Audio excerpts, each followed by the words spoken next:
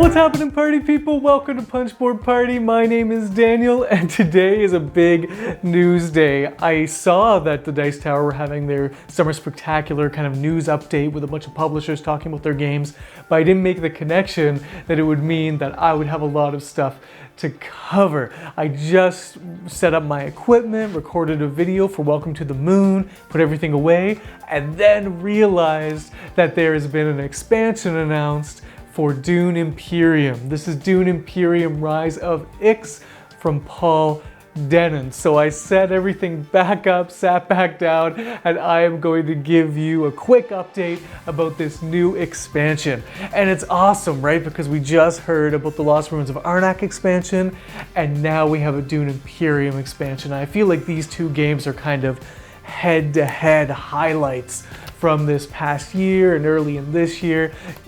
As far as I'm concerned, must-have games in your collection. I do have Lost Ruins of Arnak, it's just on another shelf, but these two games are just standouts, and I'm so excited to have expansions for them at the same time, because this expansion, Rise of Ix, is coming at the end of the year, Q4 2021. So let's just talk about what this expansion entails. It's a classic more stuff expansion, and I've talked about in previous videos about how I'm not really an expansion guy, but I just took a challenge to kind of get into expansions, and I bought Everdell Belfair from the suggestion of Joshua, a subscriber to the channel, and I'm excited for that to be my first step into kind of expansion territory.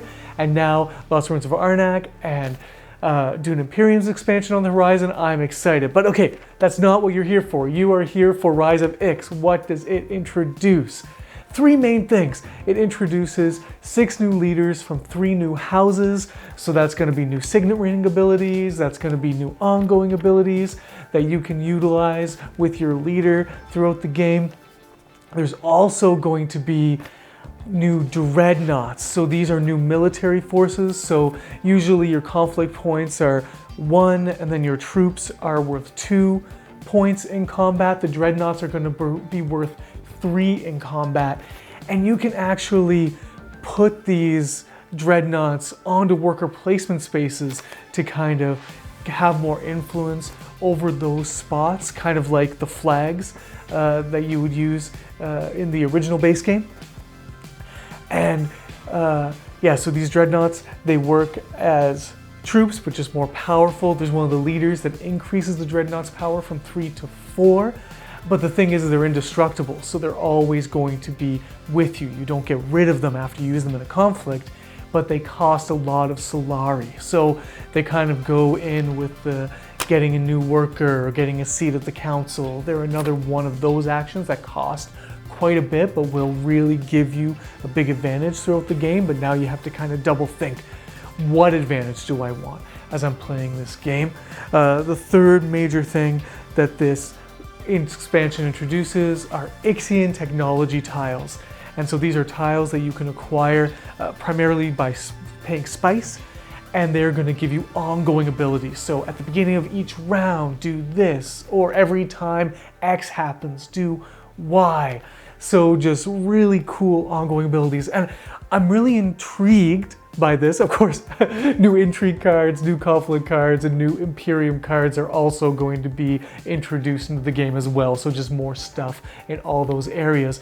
But I'm really intrigued by the Ixian technology tiles, because this is a game where when you get an advantage, it is fairly detrimental to your opponents. Like when one player kind of gets a significant leg up in the game, it's not impossible to catch up, and it's never that there's a huge gap between players, but it's pretty difficult to accomplish things in this game, so it is hard to make up for that advantage if you don't have one. Now it looks like there's going to be lots of opportunities, lots of different technology tiles to choose from, lots of ways to get dreadnoughts. Not lots of ways, but there's just, what I mean is that there's lots of cool advantages now to choose from.